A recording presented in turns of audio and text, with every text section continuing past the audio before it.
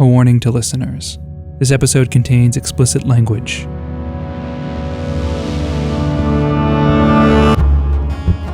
I'm Amy Brittain, and this is Canary, an investigative podcast from the Washington Post.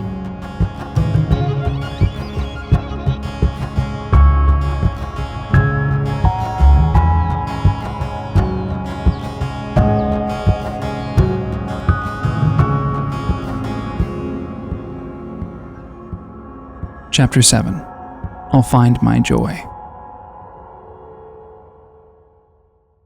In the summer of 1976, a 16-year-old girl from Alabama set out on a family vacation. She and her family packed up the car in Birmingham and they traveled more than 6 hours, all the way to a remote part of Southwest Virginia until they made it to a small town called Marion. Then they drove through wooded hills up a winding, rough road to reach a countryside estate. They gathered there with close friends. During the days, they swam in a local lake. And at night, they all sat around together, just telling stories and reminiscing. But what happened on that property one night would have rippling effects that no one could have known at the time. The road to Marion altered the course of Carol Griffin's life. And now, it was time to go back.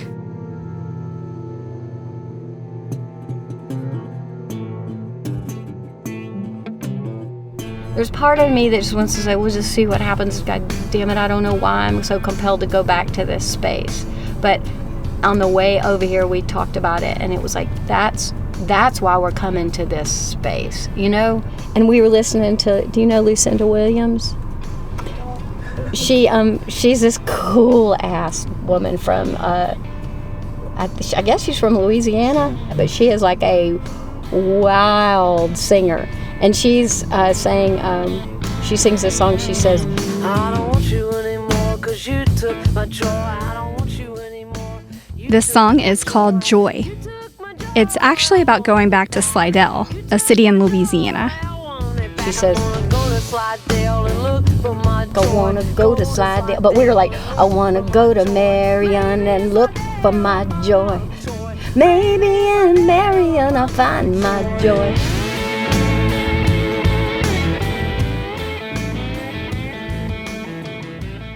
Because I'm thinking there's been such a heavy division. There's a part of me that got just taken and pushed my face into the mud at that point.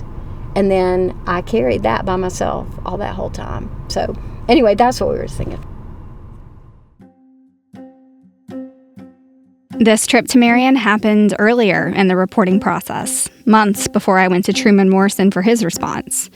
Before he admitted to sexually touching Carol when she was 16, but denied a key part of her account. During this trip, I was still deep in the process of reporting, and I felt like I needed to go to the Morrison property for corroboration, to see that this place actually existed. But what I took away from Marion was much bigger than that. It showed me that this journey was not a linear one. It's not like Carol was ever going to wake up one day and this experience, this trauma, would just be gone. But Marion was a chance for her to reclaim her own story, to kind of rewrite the lyrics, to confront her past in a real, tangible way.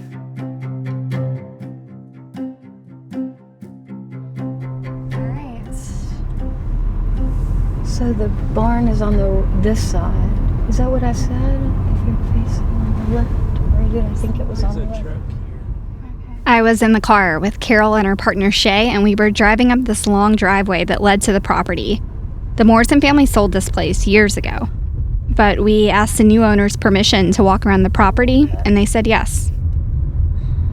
I mean, I have a weird feeling, like I just don't exactly know exactly what it is, but my hands are doing this weird thing. Oh no, there it is. That's where the thing was. That's the barn unit. That's where the deck was. Up there on that little ridge. On that little ridge, but they've taken it down. It was a beautiful swath of land, with wooded hills, a babbling stream, and goats in a pen. I can't tell if the feeling that I have is just numb or free. That wasn't here. Right. This place was as Carol had described it to me. The deck wasn't like somewhere. The house was still there. Right here. The road was still rough, Remembers it. but the deck was no longer there. The deck where Carol said Truman Morrison had assaulted her. The property owner told us he tore it down soon after buying the place. We were about to walk up the hill to visit the spot where the deck used to be. I don't want to run away from it anymore. And so here I am, and we're standing on rocks and dirt, and there are goats. Oh,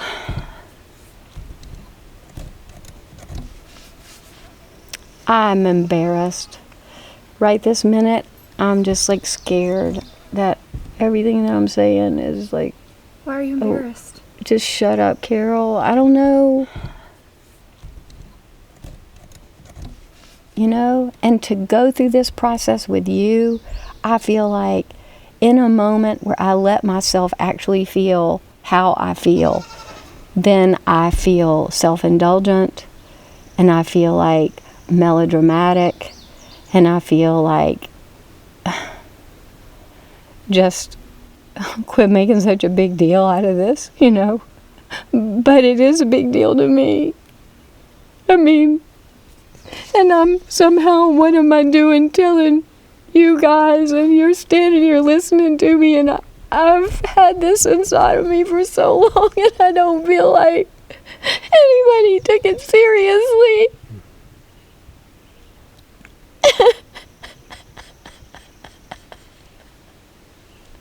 And I don't feel like a victim. But God damn it.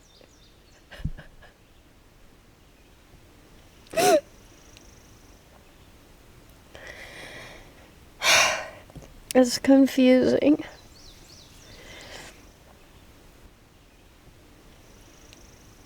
And Amy, I swear, you know, like just walking up that hill, that's who I am now. But when I talk about this stuff, it's like, okay, she's visiting me. Carol was talking about herself, but as a teenager. And the idea that her younger self was somehow present in this moment. This little person that I've just kind of pushed into the shadows, you know, as far as like listening to her. So Maybe we should give you a little bit of time. yeah.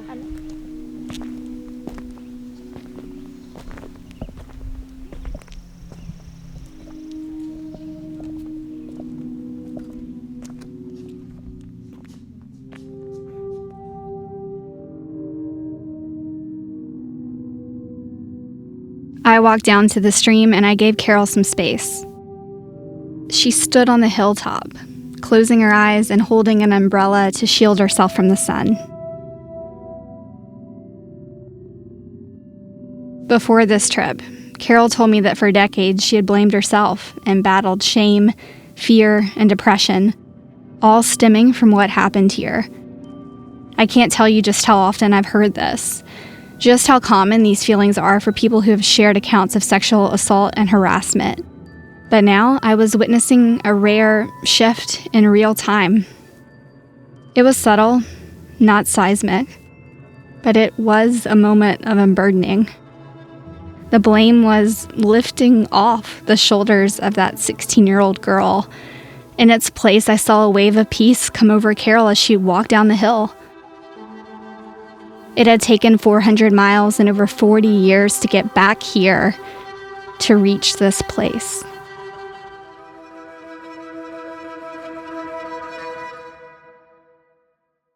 The next morning, before we left Marion, I sat down with Carol.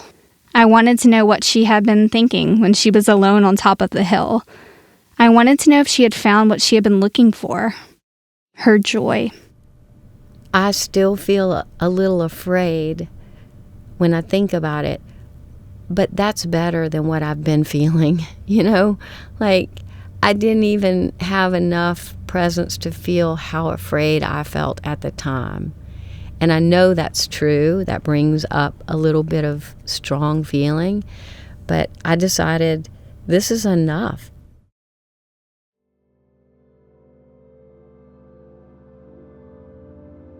As investigative reporters, we are trained to keep our distance, to not let our emotions get in the way, to be disciplined, to be guided by the facts and by principles of fairness, to always be in search of the truth, wherever that leads us. And sometimes you end up in the unlikeliest of places. A bakery in Birmingham, Alabama, a church in East Lansing, Michigan, the wooded hills of Marion, Virginia. And now I was here, standing outside of an office building in D.C., waiting for Carol. She had driven hours to be here. I met her and walked with her inside to a conference room. Hey! How are you? Lauren Clark was waiting for us. Are you Lauren? Oh my goodness. I'm so glad you're a hug. The two of them met in the middle of the room and they embraced. So good to meet you. You too. I'm telling you, it's good to meet you. Yeah. Wow. Sorry. I know you remind me of me.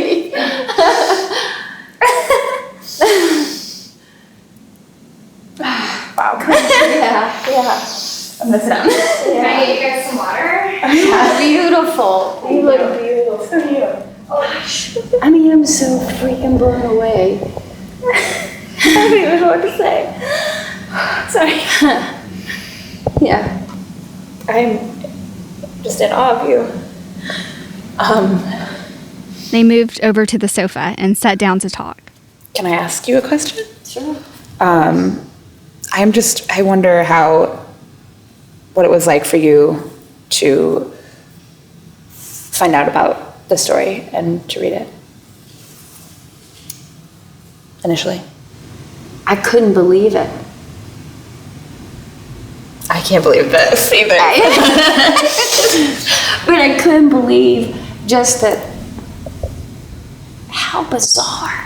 Just because I had put it away, and I thought that, God almighty, I've been in therapy for as long as I can remember. And I thought I had done the best I could with it. But did I deal with it? Not explicitly, not out in the open. I didn't get that, So when I read the story,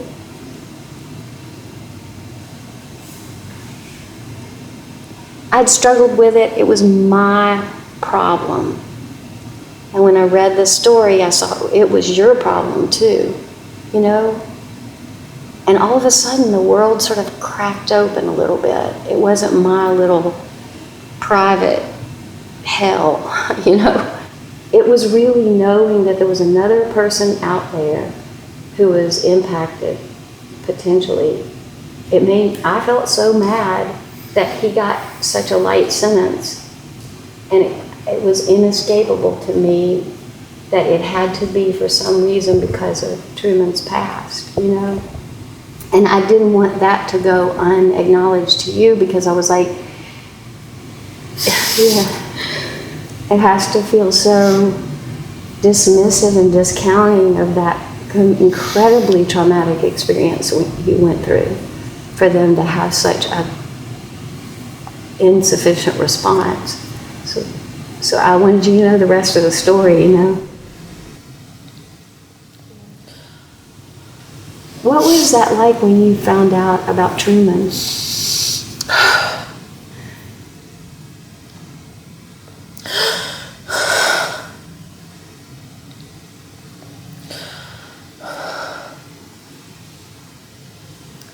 I think it was a different kind of anger.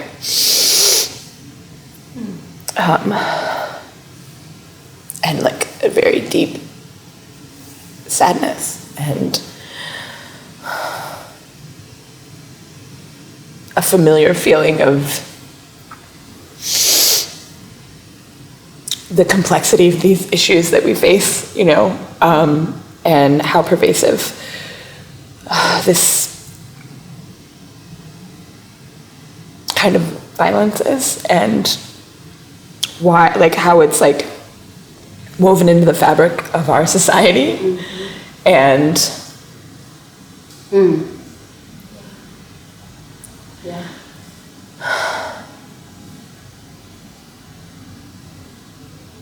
It breaks my heart.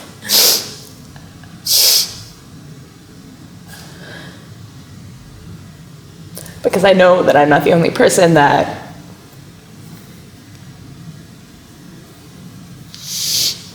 has had a case in front of him, and I know that that's his job every day, and it's colored by his past experiences and the things that, you know, he has done. And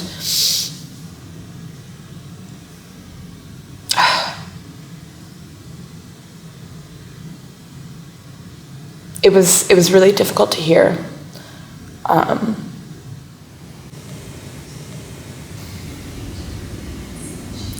So what do you hope for now? I mean, as far as like, are you at the end of your experience about this? I feel so much better than I used to feel. I have been able to restore my sense of like safety and my sense of self in the world. That was big. I noticed that I stopped walking the same way. I became like very rigid. Mm-hmm. And like I love dresses and I love high heels and I love flowy skirts, and like I just one day realized that like when I walked there was like no swing in my step, and I just that's just one small example of like how contracted I became, and just how far away from myself I was. And I remember one day last summer, I was walking to work and wearing heels and a dress and just sashaying down the street, and I was like, oh my God. It made me so happy, and that since then it's been this process of like, you know, coming home to myself and getting myself back. And yeah.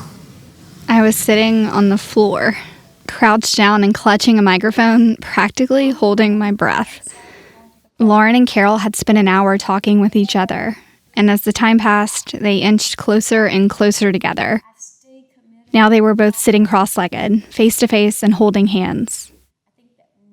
A new bond was forming between them.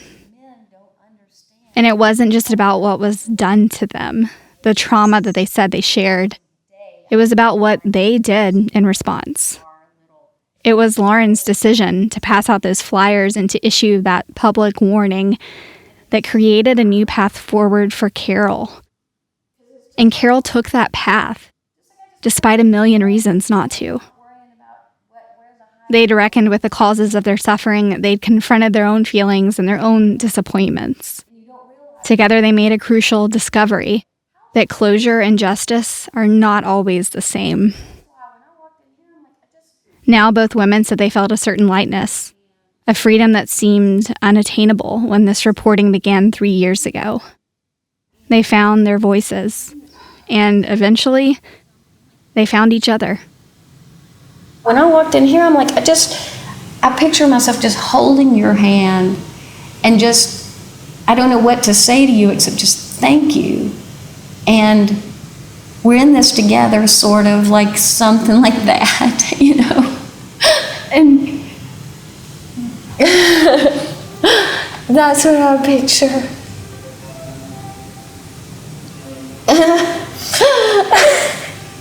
Because what the hell do we do here? You know, and you did that, and then I did this. And honestly, I don't give a shit what happens to Truman, because what has happened to me. And I feel like for us, me and you to sit here and talk about it is like trying to capture worlds and universes and draw them down to a conversation. You know, that every bit of it is just a little tiny piece of it, you know. But I know that I'm different right now. I'm a different person. Sorry. Of course. I'm a different person. Oh.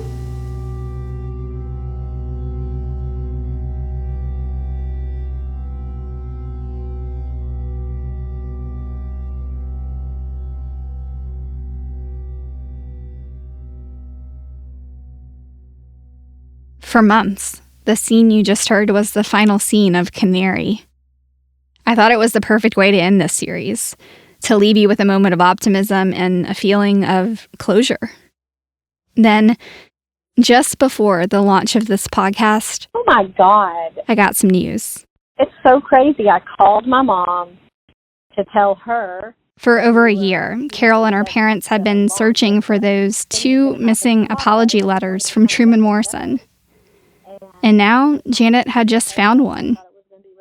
It was a photocopy of the letter that Truman sent to them in 1995, soon after the airport confrontation that ended their friendship. Janet was going through a filing cabinet when she found a folder So she opened it, with old letters from Truman. and there was Truman's letter. Yeah, can you read the letter to me? Yes. But it's a typewritten letter, and it's signed with Truman's signature. But, okay, so it says, Dear Jean and Janet, I should have written sooner. I haven't known exactly how to. I keep thinking that I will awaken from this, as in a bad dream.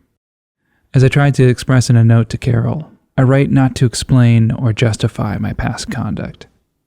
I write only to somehow express the deep, aching sadness and shame that I feel at the pain I have caused Carol, you, and your family. I'm trying to find ways to face the realization that I am inescapably the kind of person who could have acted so thoughtlessly. There's not an hour in any day that passes when I do not experience an intense sense of panic at the reality that I have hurt Carol, the people in the family I care about more than any other. Jean, by any measure I use, reflecting on what friendship really is, you have been my best friend for many years now. I admire and respect you more than anyone I know. The fact that I have doubtless caused the end of our friendship causes me to feel a sense of despair and loneliness that is overwhelming. No matter how inexplicable my past actions may be to you, please trust, if you possibly can, that I love you. I am not ready to write this letter, and I have not done a good job at expressing myself. I just could not write. I simply do not know how to convey how sorry I am for the pain and suffering I have caused. You are constantly in my thoughts. I love you both very, very much. Love, Truman. Wow. What are your thoughts? It took me right back to my state of mind, reading all of those letters back and forth, to my state of mind at the time, and it made me really see why it was so confusing. It was such a love fest, between my parents and so much, love expressed for me, and I just remember just the whole thing. It's no wonder I did not find the courage to talk to anybody about it. Just incredibly pervasive, like just that kind of thing. The way he talked in that letter, that's the way it was. There was a lot of heartfelt, good people. As I mentioned earlier, there is a desire to leave you with a sense of finality, an ending, a chance to move on. It feels better that way because you don't have to reckon with the alternative, which is the reality that millions of people are living with, that the wounds and scars from trauma will never fully go away. There are days with steps forward and other days with steps back. When Carol opened up that file folder, it took her back. So, this isn't an ending. Not for Carol. But it's real, and it's an accurate depiction of what it takes to speak out about something like this, and a sense of what it takes to live with that decision day in and day out. For me, though, it feels like the right way to leave this story. Because it's faithful to the process, it's transparent, and it's as close to the heart of the truth as I can take you.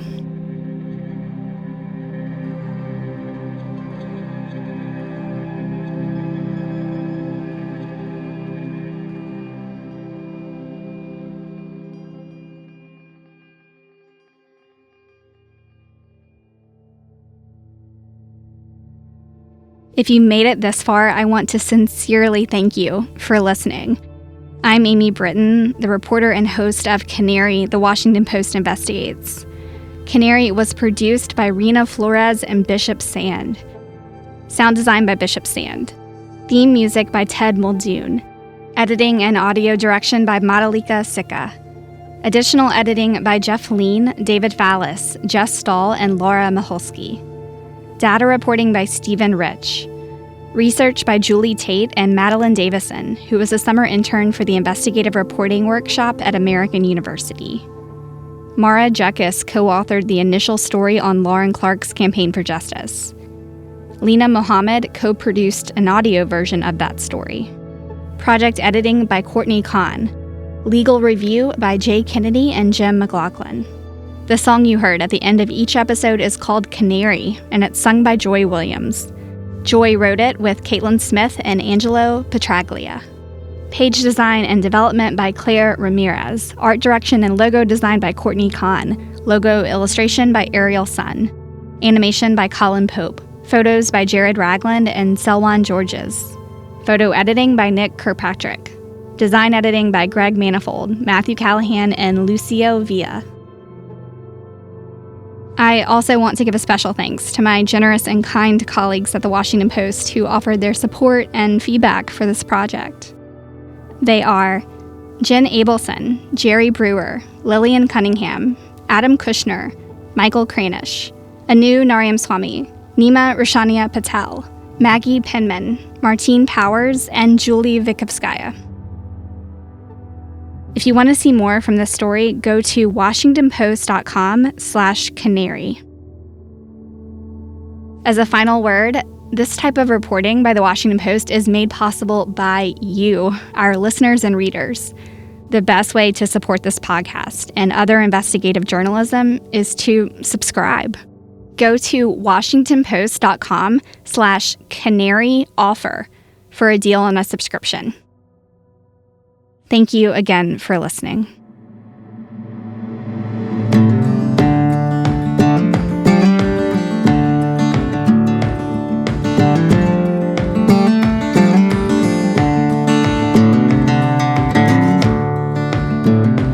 There's a shadow hanging heavy. There's a cold chill in my bones. It's a steep road and I am weary. It's a long, long way from home, but I will not try.